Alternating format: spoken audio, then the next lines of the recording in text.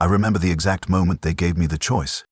I was lying in the Medici bay, what remained of my body strapped to a surgical table, surrounded by the steady hum of life support systems and the clinical smell of antiseptics failing to mask the stench of burned flesh. My flesh. Sister Hospitaller Agatha stood at my bedside, her face a mask of professional compassion. Behind her, Canoness Superior Meridia watched with the cold assessment of a commander calculating resources.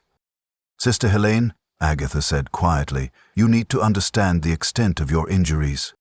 I already knew. I'd been conscious when the heretic's plasma weapon had found its mark. Conscious when the superheated energy had vaporized my legs from the knees down. Conscious when the backblast had thrown me into a collapsing wall, feeling my spine snap like a twig.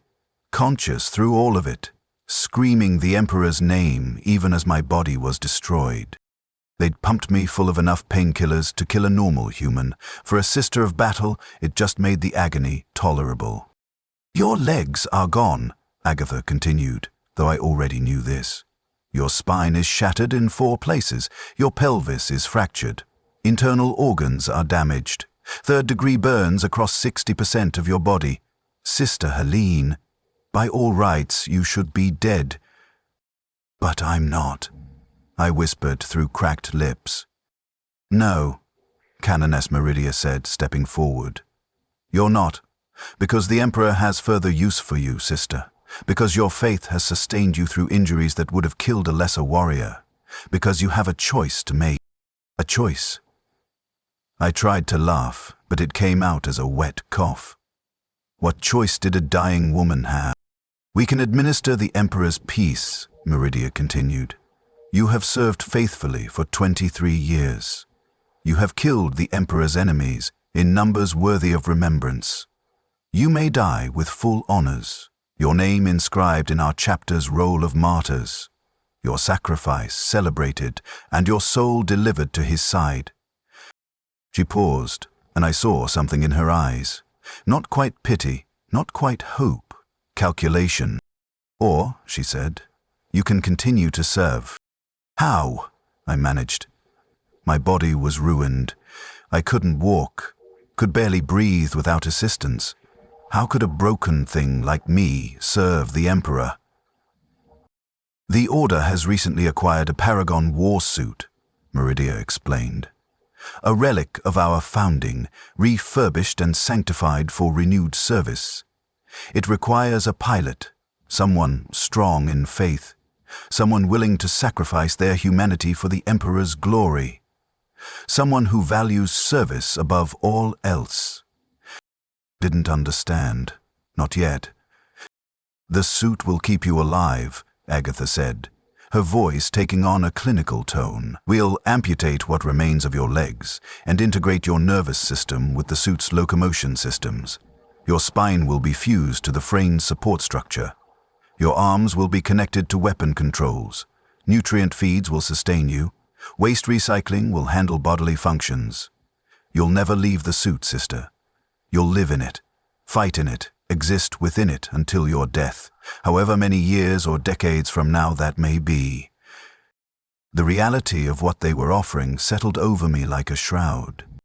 I would live, but I would also be entombed, sealed away inside a walking shrine, existing only to kill the Emperor's enemies, trapped forever in ceramite and adamantium.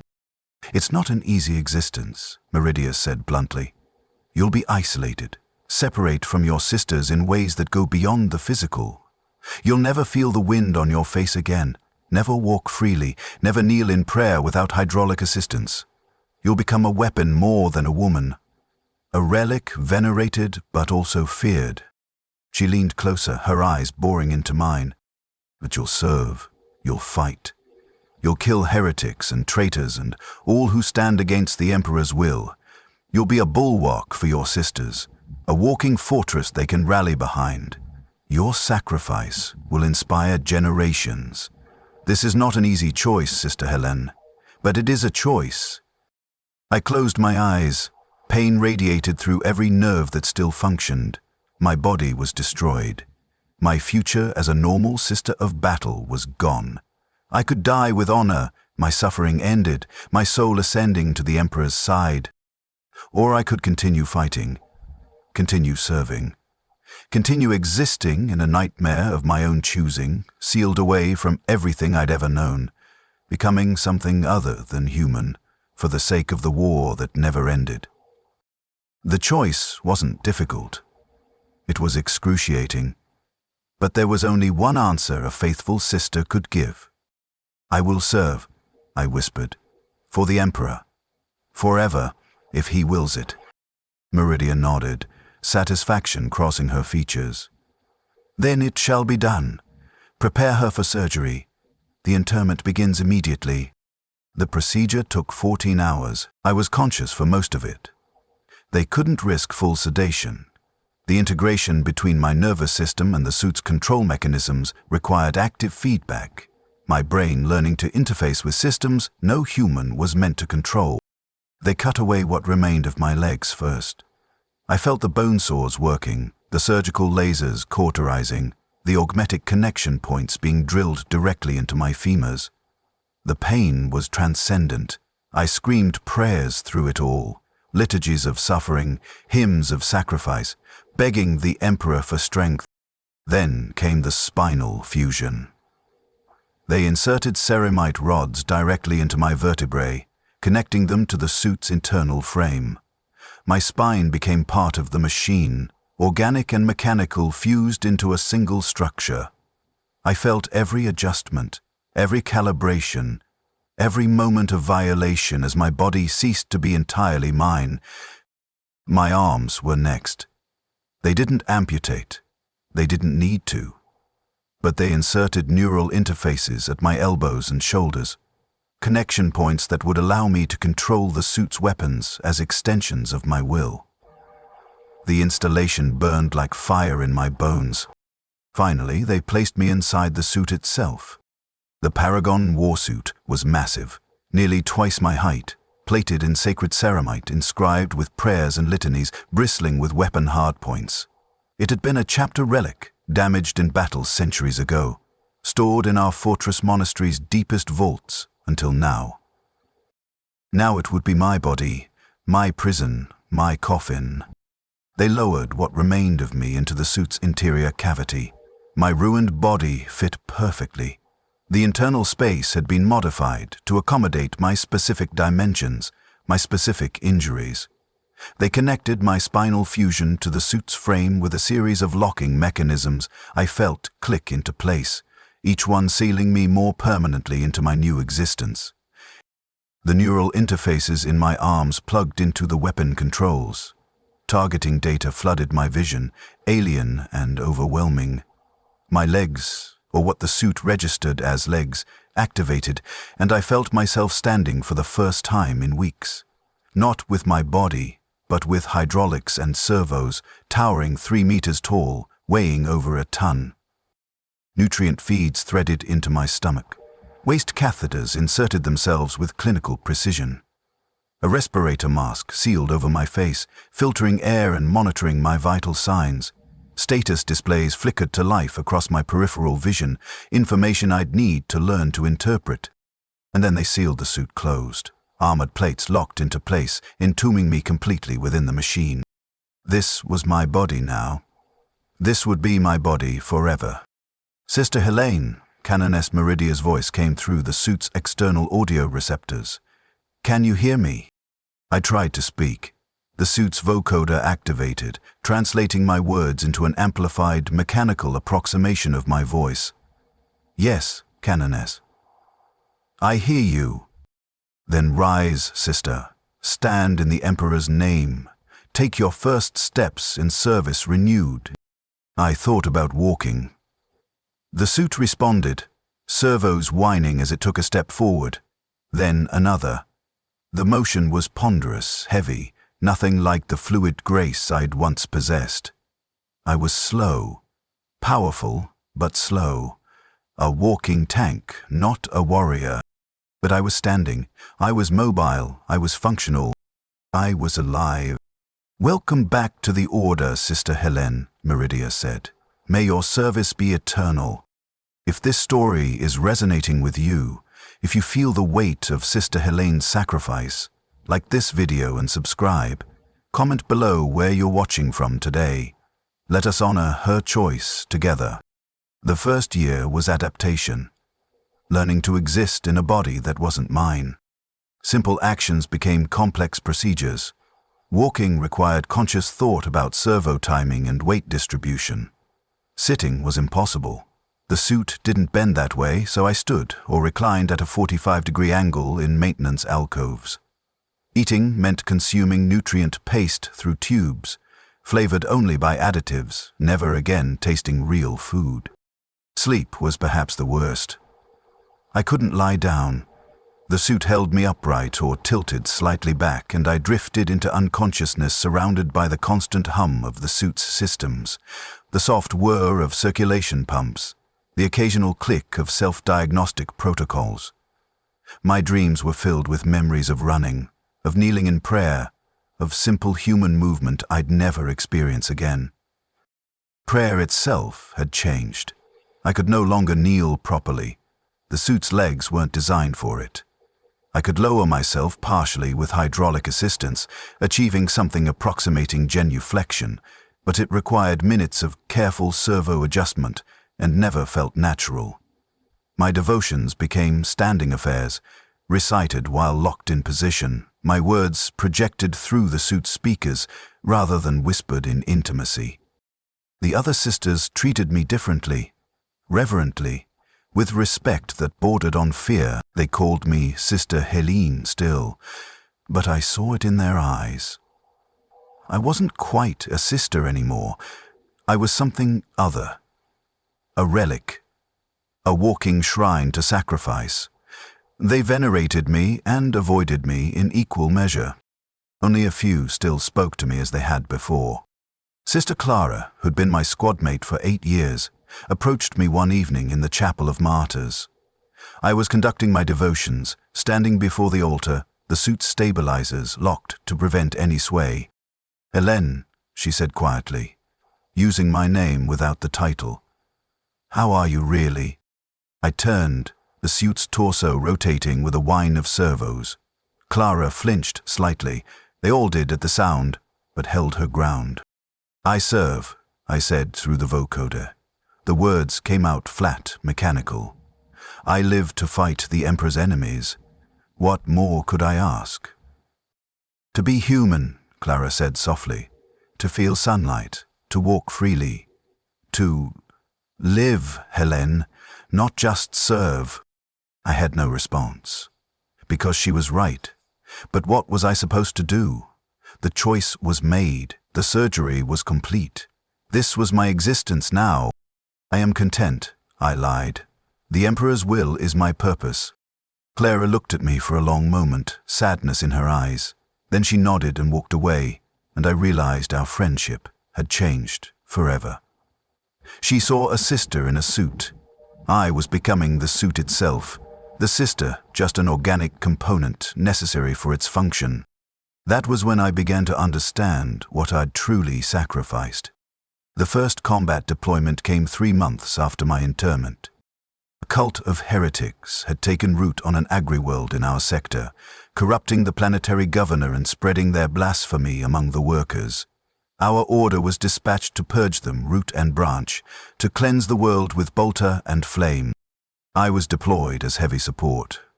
They loaded me into a specially reinforced transport. Normal rhinos couldn't accommodate the suit's size and weight. During the descent, I stood locked in place, listening to my sisters preparing for battle, checking weapons, reciting litanies, sharing words of encouragement. I couldn't participate in their rituals. I was separate, isolated in my metal prison, connected to them only through the suit's audio systems. When we deployed, I emerged from the transport into daylight for the first time since my interment. I couldn't feel it. The sun was shining. I could see it through the suit's visual sensors, but I felt nothing. No warmth on my skin, no brightness in my eyes, just optical data and temperature readings displayed across my peripheral vision. It was like watching a picked cast of sunlight rather than experiencing it. The battle began. The heretics came at us in waves, corrupted by whatever dark powers they'd embraced, screaming blasphemies and wielding stolen weapons. My sisters advanced with their characteristic grace and fury. They moved like dancers, bolters barking, flamers cleansing, every motion perfect economy of force and faith. I lumbered behind them, slow, ponderous, each step deliberate and heavy, the suit's weight crushing the ground beneath me. But when I brought my weapons to bear, twin heavy bolters mounted on the suit's arms, the heretics died in droves. I was a walking fortress, pouring fire into their ranks, shrugging off return fire that would have killed unarmored sisters. I was invincible and immobile, a pillar of righteous destruction anchoring the battle line. We won, as we always do. The heretics were purged, the world was cleansed, the Emperor's will was done. But I felt no joy in it, no satisfaction. Just the cold mechanical feedback of weapons firing, targets eliminated, ammunition expended. I'd killed hundreds, and all I'd experienced was data. After the battle, my sisters gathered in the transport bay, their armor scorched and bloodied, their faces flushed with the exhilaration of combat survived.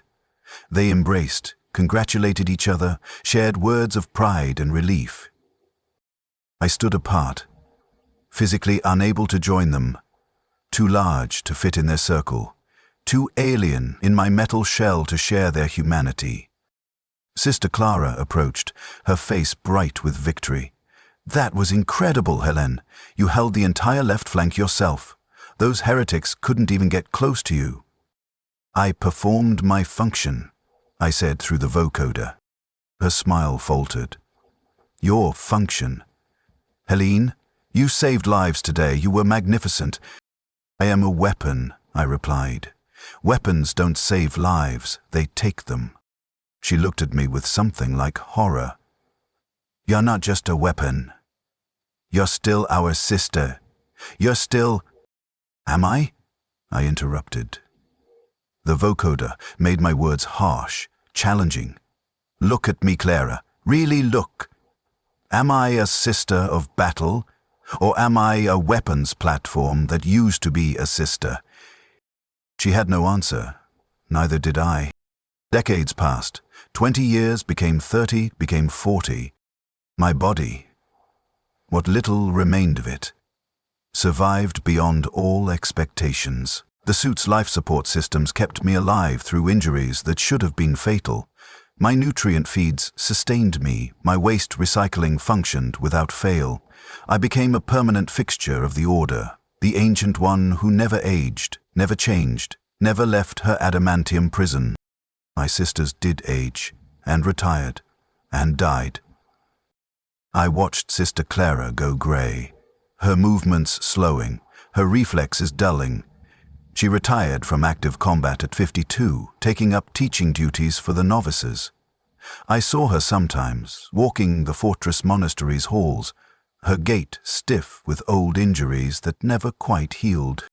She looked so fragile, so human. She died at 61, an infection that antibiotics couldn't fight, her immune system weakened by a lifetime of combat wounds. I attended her funeral, standing at the back of the chapel, too large to fit among the pews. I listened as they eulogized her service, her faith, her sacrifice. And I realized I'd outlived my best friend without ever really living myself. Others followed. Sisters I'd trained with, fought beside, bled alongside. They all aged, all died, all were laid to rest with full honors, while I remained unchanging, eternal in my ceramite tomb. New generations of sisters were recruited, girls who'd never known me as anything but the Ancient One. They looked at me with awe, not camaraderie. I was a legend to them, a story. The sister who chose service over death, an inspiration and a warning. They didn't see me as a woman, they saw me as a symbol. If Sister Helene's isolation is breaking your heart, Show your support, like this video and subscribe. Comment below if you think anyone deserves this fate. Let's honor those who sacrifice everything. And maybe they were right. Maybe that's all I was now. A symbol. A monument to faith so absolute it consumed the person who held it. I was 65 years old. I'd been in the suit for 40 years, and barring catastrophic damage, the suit's systems would keep me alive for decades more, possibly centuries if the machine's spirits were properly maintained. I would outlive everyone I'd ever known. Every sister who remembered me as human would die, leaving only those who'd never seen me as anything but the machine. This was immortality, and it was the loneliest thing I'd ever experienced. Maintenance was a ritual of violation. Every month, tech priests from the Adeptus Mechanicus came to service the suit. They'd lock me into a maintenance alcove, immobilizing my limbs, and then begin the process of keeping me functional. They'd open access panels in my armor, exposing the interface points where my flesh met machine. They'd clean the neural connections, check for infection around the spinal fusion, calibrate the servo motors, test the weapon systems. And I'd feel all of it. Every adjustment, every probe, every diagnostic. The suit was my body now, and maintenance was surgery performed on a conscious patient, over and over, for 40 years. The tech priests never spoke to me. They chanted their prayers to the machine god, anointed servos with sacred oils, performed rituals I didn't understand. To them, I was just another component of the suit. Organic wetware necessary for its operation, but not truly important. I asked one of them once how long the suit could keep me alive. Provided adequate maintenance, he'd replied in binaric cant translated through a vocoder, the life support systems have a functional lifespan of approximately 200 years. The organic component, meaning me, will likely fail before then due to accumulation of cellular damage, estimated at 100 to 150 years of operation. 150 years. I was 65. I had potentially 85 more years of this. 85 more years of standing in this metal prison, fighting battles I couldn't truly participate in, watching generations of sisters come and go while I remained unchanged. It was exactly what I'd chosen. And I hated it. I tried to remember what it felt like to be human, to have a body that was mine, that responded to my will without mechanical interface, that felt sensation directly instead of through sensors. I remembered the feeling of water on skin, not the clinical recycling of the suit's waste systems, but real water, hot and cleansing, washing away a day's labor. I'd once taken it for granted. Now I'd give anything to feel it again. I remembered the taste of food, real food, with texture and flavor, and the simple pleasure of chewing. The nutrient paste sustained me, but satisfied nothing. It was fuel, not sustenance. I was fueled, never fed. I remembered kneeling in prayer, the simple human action of bending your knees and bowing your head, making yourself small before the Emperor's majesty. The suit could approximate it, but it wasn't the same. Nothing was the same. I remembered being touched by another human being, a hand on the shoulder in comfort, an embrace after battle. The simple, physical connection that reminds you you're not alone. No one touched me anymore. They touched the suit, they maintained the machine, but my skin hadn't felt another person's hand in 4 decades. I was alive, but I wasn't living. I was functional, but I wasn't human. I was serving the Emperor, but I'd lost everything that made service meaningful. This was my sacrifice. This was my choice. This was the rest of my life. Forever. By my 30th year in the suit, I'd stopped thinking of it as something I wore. It wasn't a suit anymore. It was me. My body. The only form I'd ever have again. The flesh inside, what remained of Sister Helene, was just a pilot now. a biological component necessary for the suit's operation. The suit was what mattered. The suit was what fought, what served, what existed.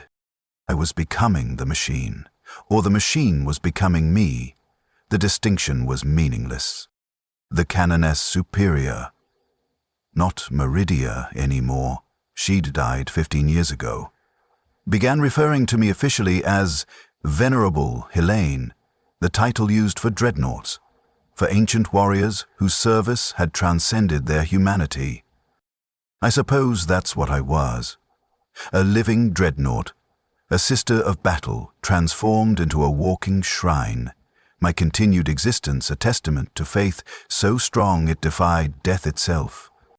They brought novices to see me sometimes, part of their training, learning the history of the order, understanding the depth of sacrifice expected from a sister of battle. The canoness would lead them to the chapel where I spent most of my time when not deployed, standing in eternal vigil before the altar. She'd recite my history. Sister Helene, who'd served for 23 years before suffering catastrophic injuries fighting heretics who'd chosen to be interred in a Paragon Warsuit rather than accept death, who'd served for 40 additional years and counting, an example of devotion unmatched. The novices would stare at me with wide eyes, some with admiration, others with barely concealed horror. I wondered which ones were seeing the truth. One novice, bolder than the others, asked me directly, "Venerable Helene, do you regret your choice?" The question was inappropriate. Novices weren't supposed to question a superior's decisions, but the canoness allowed it, curious about my answer. I looked down at the girl. She was perhaps 15, still new to the order, her augmentations fresh and painful. She reminded me of myself at that age, full of faith and certainty, believing that service to the Emperor was the only thing that mattered. She had no idea what service could cost. "Regret is a luxury," I said through the vocoder. "I chose service. Service demands sacrifice. What I feel about that sacrifice is irrelevant. I continue to fight. I continue to kill the Emperor's enemies. That is sufficient." It was the correct answer, the faithful answer, the answer expected of a venerable warrior. It was also a lie. But lies were all I had left that still belonged to me. Combat had become routine. Not easy. Nothing in service to the Emperor is easy, but routine. I'd fought in hundreds of engagements by this point. Heretics, traitors, Xenos, renegades. I'd killed thousands, perhaps tens of thousands. My weapon systems had been upgraded multiple times. My armor had been repaired and blessed and re-sanctified after every major engagement. I was an efficient killing machine. That's all I was. During deployments, I moved through battles like a natural disaster. Slow, unstoppable, devastating everything in my path. Enemy fire pinged off my armor ineffectively. Their weapons couldn't penetrate ceramite thick enough to withstand anti-tank fire. I was invincible in a way my sisters would never be. And I hated it, because invincibility meant isolation. My sisters fought together, supported each other, relied on each other. They shared danger and triumph in equal measure. I fought alone, too slow to keep up with their advance, too heavily armored to need their protection. I was deployed separately, used as a mobile fortress or an artillery platform while they conducted the actual combat. I wasn't part of the order anymore. I was attached to it, a weapon they brought out when they needed overwhelming firepower, then put away when the battle was done. I tried to tell myself it didn't matter, that my feelings were irrelevant compared to my function, that the Emperor didn't care whether I was fulfilled, only whether I was faithful. But the isolation was crushing. 40 years of standing apart from my sisters, watching them bond and fight and live together, while I existed in my metal prison, separate from everything human. I'd chosen service, but I'd never imagined service would be so lonely. If you believe Sister Helene deserves recognition for her decades of sacrifice, hit that like button and subscribe.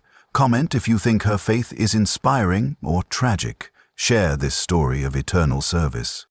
There was an incident during a campaign against Chaos cultists, one that made me question everything. We'd deployed to a hive world where a Slaneshi cult had taken root in the underhive, spreading their corruption upward through the population. The fighting was brutal, close quarters combat in tight corridors where my suit could barely maneuver. I was assigned to hold a junction point, preventing enemy reinforcements from reaching the main battle. It was a simple task: stand in the corridor and kill anything that approached. My weapons couldn't miss in such confined spaces.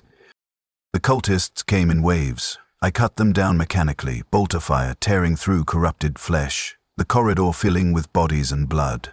They died by the hundreds. I felt nothing. And then a child appeared. He couldn't have been more than 10 years old, his body already showing signs of mutation from chaos exposure.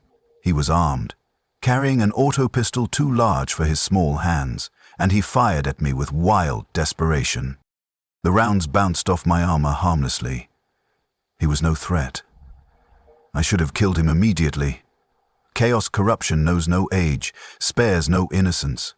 The tainted must be purged, regardless of their appearance. But I hesitated, because I saw in him what I'd once been. A child, inducted into service, given weapons before understanding their weight, thrust into war before comprehending its cost. He was corrupted beyond salvation, but he was still a child. The hesitation lasted perhaps 2 seconds, then my training reasserted itself and I fired. The heavy bolter rounds turned him into red mist. But those 2 seconds haunted me, because in that moment I'd felt something other than mechanical efficiency. I'd felt pity, horror, regret. I'd felt human, and I realized with absolute certainty that if I'd still been in my original body, if I'd still been a normal sister of battle, I would have hesitated longer, might have tried to save him somehow. Emperor, forgive me, might have let compassion override duty. The suit had killed him. The machine had functioned correctly where the woman might have failed. Was that progress? Was I becoming a better servant by becoming less human? Was losing my compassion making me more faithful? I didn't know, but the question terrified me. I started requesting deployment more frequently. Not because I loved combat. I'd long since lost any joy in battle, but because deployment meant purpose. It meant I was useful. It meant I wasn't just standing in the chapel, a monument to sacrifice that no one looked at anymore. The canoness noticed. She called me to her office, though called was perhaps the wrong word. She had to come to me, since I couldn't fit through most doorways. "Venerable Helene," she said, studying me with calculating eyes. "You've requested deployment 7 times this year alone, more than any other sister in the order. Why?" How could I explain? That I needed to feel useful because usefulness was the only thing that gave my existence meaning? That I was terrified of becoming obsolete because if I couldn't fight, what was I? "I serve the Emperor," I said. "There are enemies that need killing. I am equipped to kill them. It would be wasteful not to deploy me." "You are not a weapon," the canoness said. "You are a sister of battle. Even interred as you are, you retain your humanity, your personhood. You are not merely a tool to be used." I wanted to believe her, but we both knew it was a comforting lie. "Respect, canoness. I am a weapon. That's what I chose to become 40 years ago. The suit keeps me alive for one reason: to kill the Emperor's enemies. If I cannot do that, there is no purpose to my continued existence." She looked at me with something like sadness. "Is that truly what you believe? That you have no value beyond your combat capacity?" "Yes," I said simply, because it was true. Without the fighting, I was just an old woman trapped in a metal shell, consuming resources, taking up space, serving no function. The canoness was silent for a long moment. Then, "Very well, I will approve your deployments. But Venerable Helene, you are more than a weapon. I hope you remember that, before it's too late. Too late for what, she didn't say, but I understood. She was worried I'd lose myself completely, that the sister would disappear entirely, leaving only the machine. She was 40 years too late. The sister had disappeared decades ago. What remained was just the habit of faith, operating a weapons platform that happened to contain what used to be a woman named Helene. 50 years in the suit, half a century of existence as something other than human. I was 75 years old. My flesh, what little of it remained, was sustained by machines that had never failed. My bones were fused to ceramite. My nerves were spliced into weapon systems. I was more augmetic than organic, more machine than woman. And I was so tired, not physically. The suit never tired. Its systems ran constantly, efficiently, maintaining optimal performance. But mentally, spiritually, I was exhausted. 50 years of standing in isolation. 50 years of combat without purpose. 50 years of watching sisters come and go, while I remained, unchanging, eternal, alone. I'd stopped praying. Not out loud. I still recited the liturgies, still performed the expected devotions, but internally, in what remained of my private thoughts, I'd stopped speaking to the Emperor. Because what was there to say? Thank you for this existence. Thank you for 50 years of isolation. Thank you for transforming me into a monument to faith while stripping away everything that made faith meaningful. I couldn't pray gratitude I didn't feel. And I couldn't pray for release, because that would be admitting my choice had been wrong, that my sacrifice had been meaningless. So I said nothing. I performed the rituals mechanically, the same way I performed everything else, going through motions that had long since lost their meaning. I wondered if the Emperor noticed, if he cared, if he ever acknowledged the prayers of one broken sister trapped in a metal prison, serving without hope, existing without purpose. I suspected he didn't. The Imperium spans 1 million worlds. Trillions of humans cry out in suffering every day. What was one sister of battle's quiet despair compared to that cosmic ocean of pain? I was nothing. I had always been nothing. The suit had just made it obvious. There was a new canoness now, the third since my interment. She'd never known me as anything but Venerable Helene, the ancient warrior in the Paragon Warsuit, a fixture of the order older than most of the sisters serving under her. She treated me with reverence, with respect, with the careful distance reserved for relics that might break if handled incorrectly. She never asked how I was feeling, never inquired whether I was content or suffering, never acknowledged that inside the revered armor was a woman who'd been standing in the same position for 5 decades, unable to leave, unable to die, unable to do anything but continue existing. I suppose it was easier that way. If she acknowledged my suffering, she'd have to question whether keeping me alive was merciful or cruel. Better to maintain the fiction that I was honored, blessed, grateful for my extended service. I played my part, the venerable warrior, the faithful servant, the living symbol of devotion. And inside, where no one could see, I screamed. A visiting inquisitor came to the fortress Monastery Ordo Hereticus, investigating potential corruption in a neighboring order. Our canoness invited him to inspect our forces, to verify our purity, to witness our faith. He was brought to see me, part of the tour, I suppose. Look at our ancient warrior, our sister who served for 73 years, our living testament to faith's power.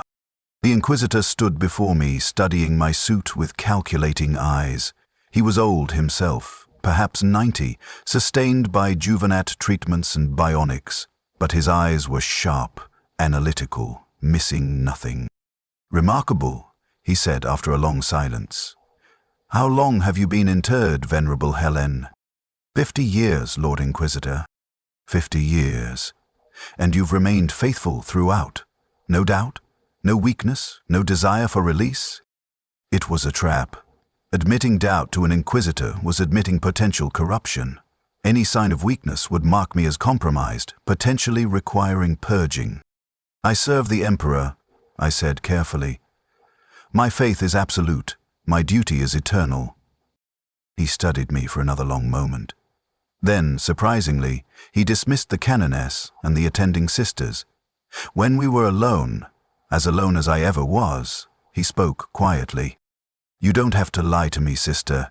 I've lived long enough to recognize suffering when I see it, even suffering hidden behind Ceremite prayers. I said nothing. What could I say? Do you want to die? He asked bluntly. The question froze me.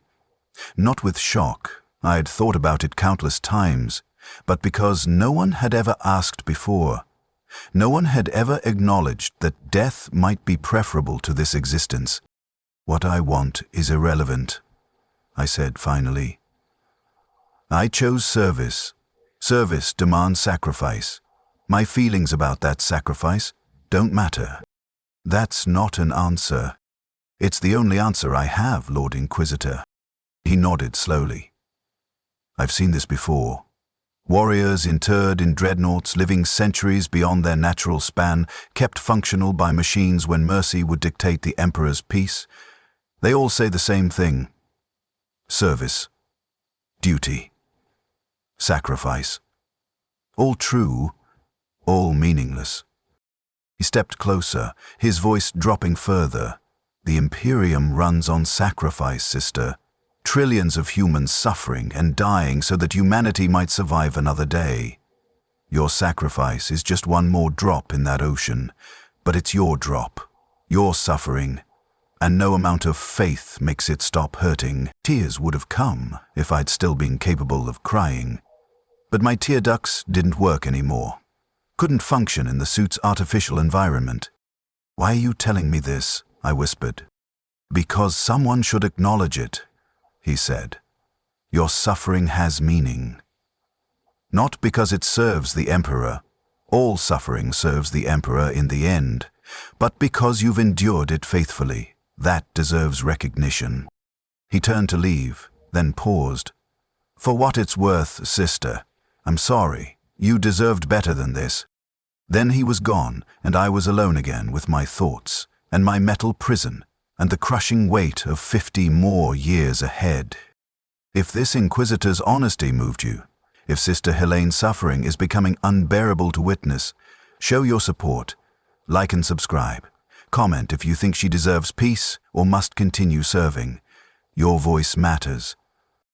I am 85 years old now, 63 years in the suit, 63 years of standing vigil, fighting battles, existing without living. My original body, what remains of it, should have died decades ago, but the suit keeps me alive. Nutrient feeds, waste recycling, cellular regeneration stimulants, medical interventions I'm not conscious of, performed automatically by systems I don't control.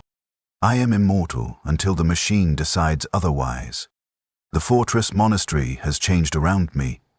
Renovations, updates, modernizations, everything has changed, except me. I stand in the Chapel of Martyrs. Same position I've occupied for decades, unchanged, unchanging, eternal. New generations of sisters come to see me sometimes, not to talk. No one talks to me anymore, not really. But to look, to witness the ancient warrior, to understand what absolute devotion looks like. They see a symbol, a testament, a warning perhaps, though they don't realize it.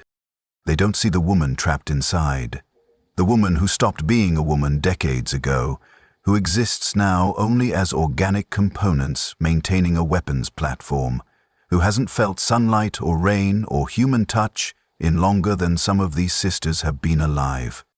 I am Venerable Helene, the Ancient One, the living relic. I am also the loneliest being in the Imperium.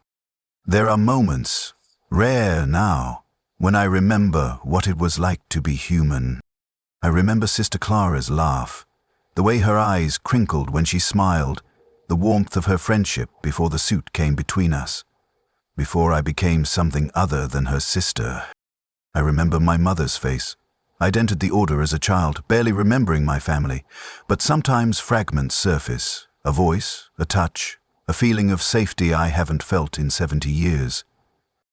I remember standing in the rain once during training exercises, getting soaked, water running down my face, and thinking how inconvenient it was, how uncomfortable, and I'd give anything to feel rain again, anything. But I never will. The suit is sealed, climate controlled. The outside world is data now. Sensor readings and temperature gauges, information without sensation. I will never feel anything again, just the constant awareness of my body rotting slowly inside its ceramite prison, sustained by machines, unable to die, unable to live. This is immortality, and it's hell. I've started seeing dead sisters sometimes. Ghosts, perhaps, or hallucinations brought on by isolation and neural degradation. Sister Clara appears sometimes, standing before me as she was in her prime, whole and healthy and smiling. She doesn't speak, just looks at me with sadness and pity and something like forgiveness. Canoness Meridia appears too, the one who gave me the choice 63 years ago.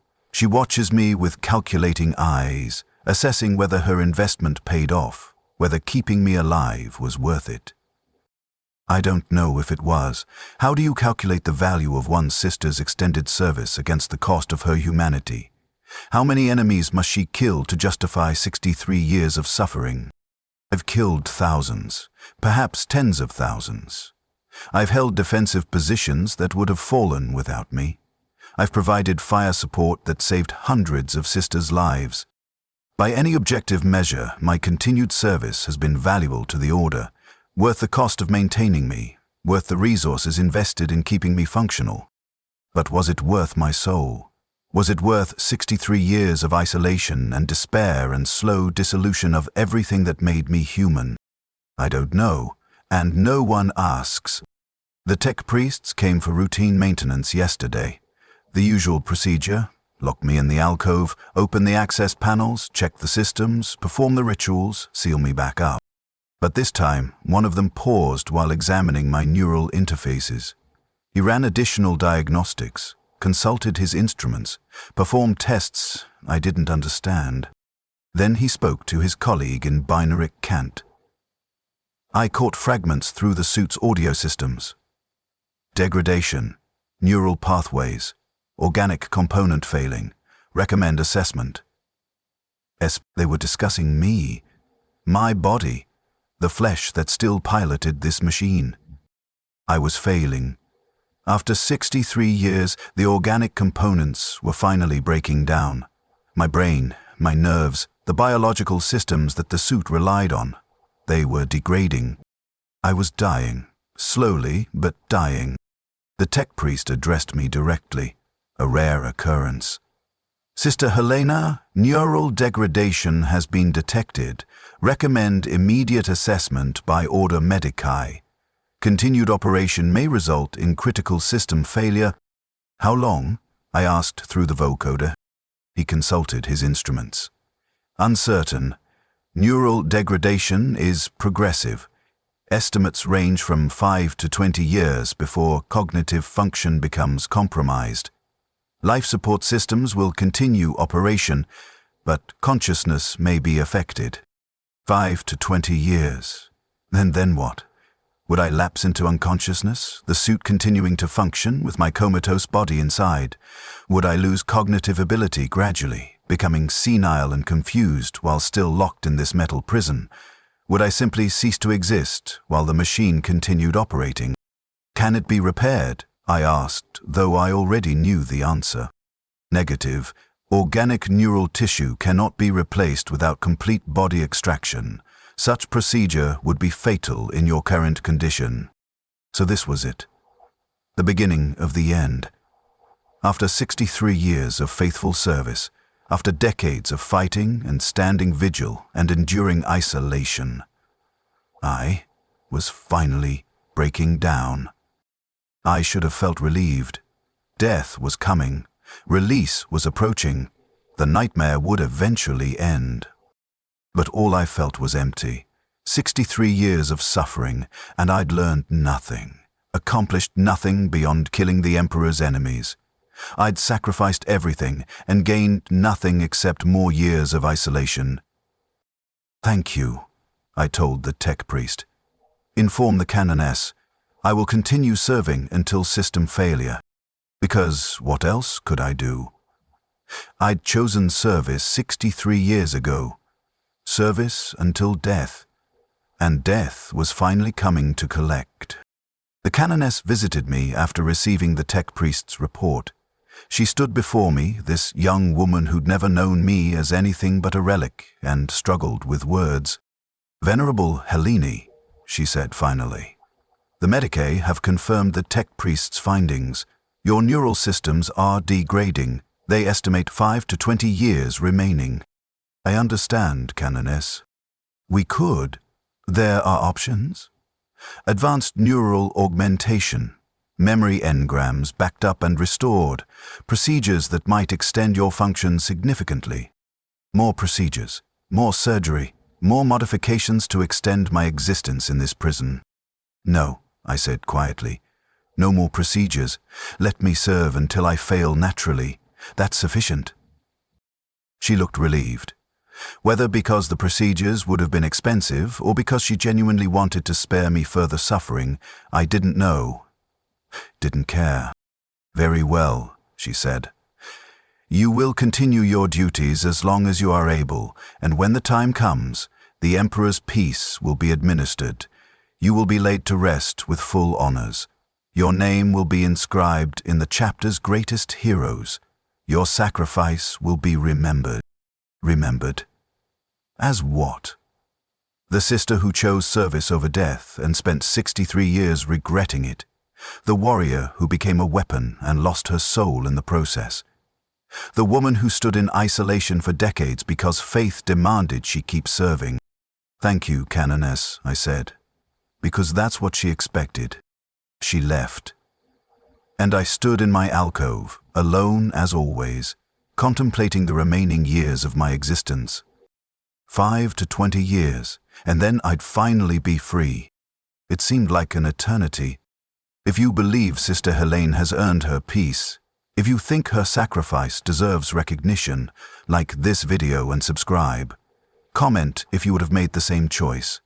Share this story of eternal service and ultimate cost. I stand in the Chapel of Martyrs. I've stood here for most of 63 years, a living monument to faith and sacrifice, revered and forgotten in equal measure. I am 85 years old. I have served the Emperor for 65 years total, 23 before my interment, 63 after. I have killed tens of thousands of his enemies. I have held defensive positions against impossible odds. I have been a bulwark for my sisters, a walking fortress they could rally behind, a weapon of righteousness that never failed. And I have been utterly, completely alone through all of it. This was my choice. 63 years ago, broken and dying, I chose service over death. I chose to be sealed in this suit, to sacrifice my humanity for the ability to continue fighting. I chose faith over peace. Was it the right choice? I don't know. I've never known. How do you measure the value of one woman's suffering against the enemies she's killed? How do you calculate whether decades of isolation were worth the battles won? The Imperium tells me it was worth it, that my sacrifice has meaning, that every enemy I've killed justified another year of existence in this prison, that faith demands this level of devotion. But I wonder, in my private thoughts, in the moments when I'm alone with the ghosts of dead sisters, I wonder if anyone ever deserves this, If any cause, however righteous, justifies transforming a woman into a weapon, sealing her away from all human connection, forcing her to exist in isolation for decades until she finally breaks down, I wonder if the Emperor, if he's truly the compassionate father the ecclesiarchy claims, would look at what I've become and feel pride or sorrow. I'll never know. And it doesn't matter, because I'm still here, still standing, still serving. I am Sister Helene, Venerable Helene, the Ancient One, the living relic. I am a sister of battle trapped inside a Paragon Warsuit, forever. And forever is almost over. 5 to 20 years remaining. And then I'll finally be free, finally rest, finally stop existing as this thing I've become. Until then, I stand vigil. I fight when deployed. I perform my duty faithfully, mechanically, without hope or joy or purpose beyond the simple continuation of service. Because that's what I chose. 63 years ago, I chose this. And I will see it through to the end, however that end comes. I am a weapon, a symbol, a warning no one heeds, a sacrifice no one acknowledges. I am alive, but I stopped living decades ago. This is what it's like to be a sister of battle trapped inside a Paragon Warsuit forever. This is the cost of absolute devotion, of faith taken to its ultimate conclusion, of service that demands everything and gives nothing in return. This is hell, dressed in holy armor, sanctified and blessed, venerated by those who will never understand what it costs. And I will endure it, because that's all I know how to do anymore. For the Emperor, forever, or at least until forever finally ends. If Sister Helene's story touched you, if her sacrifice made you think about the cost of faith, show your support, like this video, subscribe and comment where you're watching from. Let's honor those who give everything, even when everything is too much to give. Share this story so others understand the true price of eternal service.